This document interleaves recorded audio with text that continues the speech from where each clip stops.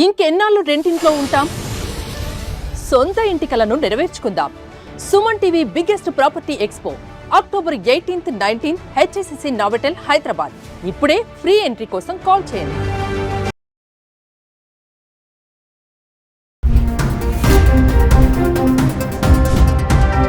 నమస్తే, welcome back to Suman TV. Present మనతో పాటు ఉన్నారు అనలిస్ట్ మందర్ కృష్ణారెడ్డి గారు. నమస్తే సార్. నమస్తే అమ్మా. సార్, ట్రంప్ ఏదైతే H1B ఫీజు మరి అది హైక్ చేశారో మనం ఆల్రెడీ వీడియోలు చేస్తున్నాము.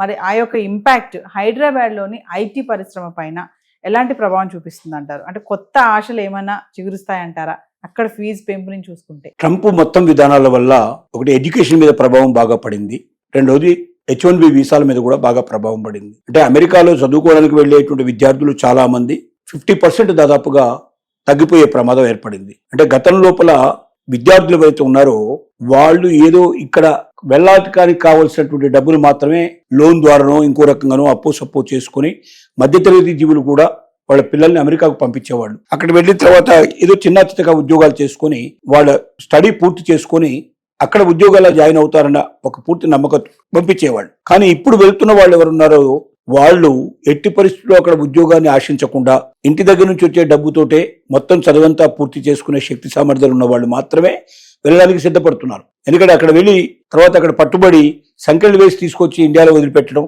మళ్ళీ జీవితంలో ఎప్పుడు కూడా ఏ రకమైన వీసా రాకుండా చేసుకోలేని పరిస్థితి రాకుండా ఉండాలనే ఉద్దేశంతో చాలా మంది జాగ్రత్త పడుతున్నారు. విద్యార్థులు కూడా వేరే యూరోప్ దేశాలకి మిగతా దేశాలకు వెళ్ళడానికి ప్రయత్నాలు జరుగుతున్నాయి. అక్కడ వాళ్ళు ఆహ్వానిస్తున్నారు, వీళ్ళు వద్దుపోమనే పరిస్థితి ఏర్పడింది. దానికి తోడుగా H1B వీసా మీద కూడా విపరీతంగా $1,00,000 ఎప్పుడైతే $1,00,000 ఎప్పుడైతే పెంచారో దాని మీద ఫీజు బిగినింగ్ లో ఏం చేశాడు, ప్రతి సంవత్సరం $1,00,000 కట్టాల్సిందే అన్నట్టుగా మొదట ప్రకటనలు వచ్చాయి. తర్వాత దాన్ని అక్కడ ఉన్నటువంటి పెద్ద పెద్ద కంపెనీస్ అన్ని దాన్ని వ్యతిరేకించడం, గ్లోబల్ గా ఎదిగినటువంటి కంపెనీలన్నీ కూడా వ్యతిరేకించడం, సెనెట్ లో కూడా చాలా మంది దాన్ని వ్యతిరేకించడం, తద్వారా దాన్ని మానుకొని $1,00,000 ఒక్కసారి కడితే సరిపోతుంది, లైఫ్ టైం కని చెప్పాడు. రెండోది ఆల్రెడీ ఇప్పుడు అక్కడ ఉద్యోగాల్లో ఉన్న వాళ్ళు అవుతున్నారో ఆల్రెడీ H1B వీసా మీద ఉన్నారు వాళ్ళు ఎట్టి పరిస్థితుల్లో కట్టాల్సిన అక్కర్లేదు. తిరిగి వాళ్ళు మళ్ళీ ఎన్నిసార్లు వీసా సంపాదించినా వాళ్ళు రూపాయి కట్టాల్సిన అవసరం లేదు. అలాగే అమెరికాలో స్టడీస్ కంప్లీట్ చేసే వాళ్ళు కూడా అది అయిన తర్వాత H1B వీసాకు అప్లై చేసినా వాళ్ళు కట్టాల్సిన అక్కర్లేదు. ఎవరు కట్టాలి అంటే ఫ్రెష్ గా వెళ్ళేవాడు. అది కూడా లాస్ట్ ఇయర్ దాకా, ఇప్పుడు 2025కి ఎప్పుడైతే ఉన్నాయో అవన్నీ అప్లికేషన్స్ పూర్తయిపోయినాయి. ఈ ఫిబ్రవరిలో వస్తాయి దాని అవకాశాలు అప్లై చేసుకోవడానికి. అంటే నెక్స్ట్ ఇయర్ ఫిబ్రవరిలో మళ్ళీ 2026లో అవకాశాలు వస్తాయి. అప్పుడు మాత్రమే అప్లై చేసుకునే వాళ్ళకి ఇది వర్తిస్తుంది, మిగతా వాళ్ళకి ఇది వర్తించదు. అది కూడా వన్ టైం కడితే సరిపోతుంది అన్నాడు. కానీ సాధారణంగా ఎవరు కడతారు ఈ డబ్బులు అంటే క్యాండిడేట్ కట్టడు. సహజంగా అక్కడ ఉన్నటువంటి కంపెనీ వాళ్ళే H1B వీసాకు కావాల్సిన డబ్బులు కట్టి తన ఎంప్లాయీని పిలిపించుకుంటారు. అంటే ఎంప్లాయీని సెలెక్ట్ చేసుకుంటారు. ఇక్కడ ఆన్లైన్లో సెలెక్ట్ చేసుకోవడం కానీ లేకపోతే ఆఫ్లైన్లో సెలెక్ట్ చేసుకోవడం కానీ, వాళ్ళకి ఇక్కడ బ్రాంచెస్ ఉంటే బ్రాంచెస్ పిలిపించి మాట్లాడుకోవడం కానీ ఏదో రకంగా సెలెక్ట్ చేసుకున్న తర్వాత వాళ్ళని అమెరికాకు రావడానికి వీసా అంతా తయారైన తర్వాత లెటర్ ఎక్కడి నుంచి పంపిస్తారు. H1B వీసా కావాల్సిందే, అది లెటర్ ఎక్కడి నుంచి వస్తే ఆ లెటర్ ఆధారంగా H1B వీసా అలాట్ చేస్తారు. ఇప్పుడు కంపెనీసే డైరెక్ట్ గా $1,00,000 పే చేయాలి వీళ్ళని అమెరికాకు తీసుకెళ్లాలంటే. ఎవరిని తీసుకెళ్తారు అంటే ఆ లెవెల్ ఆఫ్ ఐక్యూ ఉన్నవాళ్ళు, అలాంటి మేధాశక్తి ఉన్నటువంటి వాళ్ళు, అలాంటి మదనం చేయగలిగే గొప్ప వ్యక్తులు మాత్రమే తీసుకుంటారు తప్ప మామూలు వాళ్ళని తీసుకోరు. అంటే ఇక అమెరికాలో మామూలు ఉద్యోగస్తులు ఎవరుతున్నారు అంటే ఇప్పటిదాకా ఆశలు పెంచుకొని ఇప్పటిదాకా అమెరికాకు వెళ్ళినటువంటి వాళ్ళలో దాదాపుగా 90%, 85% వరకు పనికి రాకపోవచ్చు అనేది ఒక ఆలోచన. అక్కడ ఉండే వాళ్ళు తీసుకోకపోవచ్చు అని. రెండోది ఆ సంస్థలు కూడా ఏం చేస్తున్నాయంటే ఇలాంటి బాధలన్నీ కూడా అమెరికాలో మనం పడేదానికన్నా అవుట్ సైడ్ అమెరికాలోనే మనం ఎక్కువగా బ్రాంచెస్ పెంచుకుంటే ఈ ఇబ్బంది లేకుండా పోతుంది. ముఖ్యంగా భారతీయ ఐటీకి సంబంధించినటువంటి ఎవరైతే ఎంప్లాయీస్ ఉన్నారో వాళ్ళు ఆ దేశంలో ఎక్కువగా ఉన్నారు. వాళ్ళు కష్టపడి పనిచేసే మనస్తత్వం ఉంది మన ఇండియన్స్ కి. ఇప్పుడు అమెరికన్స్ అయితే ఏం చేస్తారంటే టైం టు టైం 10 to 5 అంటే కరెక్ట్ 10 o'clock వెళ్తారు, 5 o'clock కంప్లీట్ చేస్తారు. ఒక్క సెకండ్ ఉండమన్నా ఉండరు వాళ్ళు ఎవరు చెప్పినా వినరు. మా టైం అయిపోయింది వెళ్ళిపోతాం. అలాగే ఒక సెకండ్ లేట్ రారు, ఖచ్చితంగా టైంకి వస్తారు. అంత పర్ఫెక్ట్ గా ఉంటారు వాళ్ళు. కానీ మన వాళ్ళు ఏంటంటే వెళ్ళిన తర్వాత పని ఉందంటే అవసరమైతే రాత్రి 10 దాకా 12 దాకా పనిచేస్తారు. ఒకవేళ సండేస్ హాలిడేస్ కూడా పనిచేయమంటే పనిచేస్తారు. పూర్తిగా వాళ్ళకి ఒక రకంగా నమ్మకస్తులుగా పనిచేస్తారు. ఇలాంటి ఇండియన్స్ ఇంకోటి మేధాశక్తి కూడా బాగా ఉన్నవాళ్ళు, పూర్తిగా నాలెడ్జ్ బాగా సంపాదించుకున్న వాళ్ళు తమకు కావలసిన పనిని హాయిగా అతను వాళ్ళ ద్వారా చేయించుకుంటే 4 రెట్లు 5 రెట్లు జీతం తక్కువ ఇవ్వచ్చు, 4 రేట్లు 5 రేట్లు పని ఎక్కువ చేయించుకోవచ్చు. ఇలాంటి అవకాశాన్ని ఏ కంపెనీ వదులుకోవడానికి ప్రయత్నం చేయదు. కాబట్టి అమెరికన్ కంపెనీస్ ఎక్కువగా ఇండియన్స్ ఎక్కువ కోరుతున్నాయి. అందుకే ఇండియా నుంచి వెళ్లే వాళ్ళ సంఖ్య 71%. H1B వీసాల్లో మన శాతం ఎంత అంటే 71%. 100 మందిని H1B వీసాలో సెలెక్ట్ చేస్తే 71 మందిని మన వాళ్ళు సెలెక్ట్ చేస్తారు. దాంట్లో మాక్సిమం ఆంధ్రప్రదేశ్ తెలంగాణ నుంచి ఉండే వాళ్ళు ఎక్కువ ఉంటారు ఆ సంఖ్య.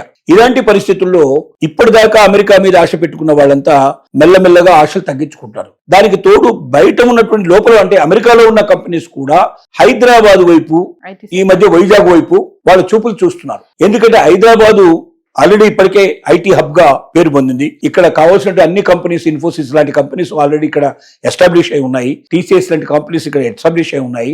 కాబట్టి వాళ్ళ బ్రాంచెస్ ని ఇక్కడ పెంచడం కానీ, ఉన్న బ్రాంచెస్ ని డెవలప్ చేయడం కానీ, ఇక్కడ కావాల్సినటువంటి మొత్తం ప్రొడక్ట్ అంతా తయారు చేసి దీన్ని అవుట్ సోర్స్ ద్వారా అమెరికాకు పంపించుకుంటే ఖర్చు తగ్గుతుంది, ఎంప్లాయీస్ కు జీతాలు తక్కువ ఉంటాయి. అమెరికా కాబట్టి అంత లబ్ధి ఇవ్వాల్సిన పరిస్థితి ఏర్పడుతుంది. అదే ఇండియాలో అయితే చాలా తక్కువ ఇచ్చినా సరిపోతుంది. అక్కడ దీనికి దానికి రేటు దాదాపు 89-90 రూపీస్ దాదాపుగా $1 ఉండే పరిస్థితి ఏర్పడుతుంది. కాబట్టి ఖర్చు కూడా అదే రకంగా ఉండేది అమెరికా లోపల. కానీ దాని లోపల 80 వంతులు తగ్గించి ఇచ్చినా కూడా ఇక్కడ వాళ్ళు బాగా సంతోషపడే అవకాశం ఉంది ఎంప్లాయీస్ అనే ఉద్దేశంతో ఇప్పుడు వాళ్ళ చూపంతా కూడా హైదరాబాద్ మీద ఎక్కువగా చూపిస్తున్నారు. రెండోది వైజాగ్ మీద కూడా చూపిస్తున్నారు. నిన్న మనం చూసాం పెద్ద డేటా సెంటర్.